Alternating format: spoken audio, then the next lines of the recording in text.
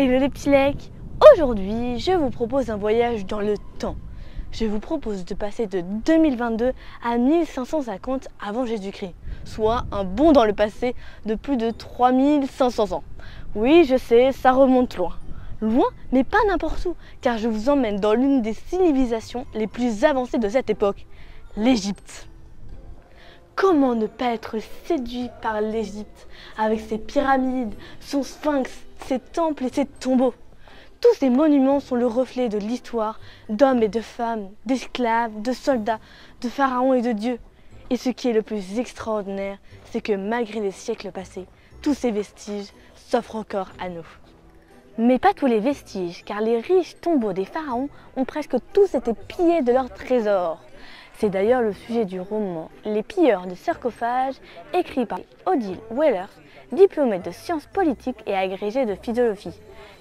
Sa vie est faite de multiples intérêts.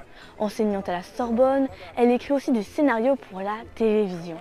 Mais finalement, ses talents de romancière nous permettront de découvrir de nombreux romans passionnants dans un cadre historique comme l'Égypte ancienne, la Grèce antique ou encore le Moyen-Âge.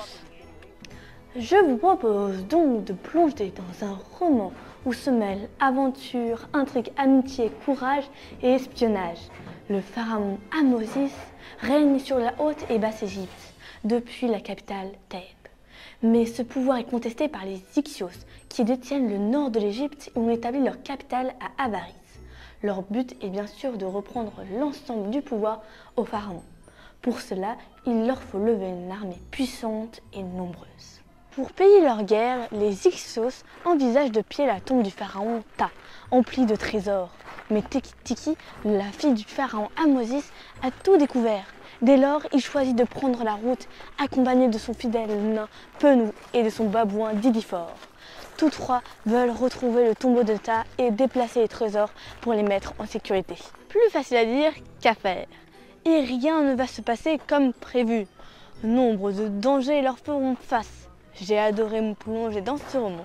Et si vous voulez continuer à découvrir le monde de l'Égypte antique, sachez que c'est une trilogie avec le secret du papyrus et disparition sur le Nil.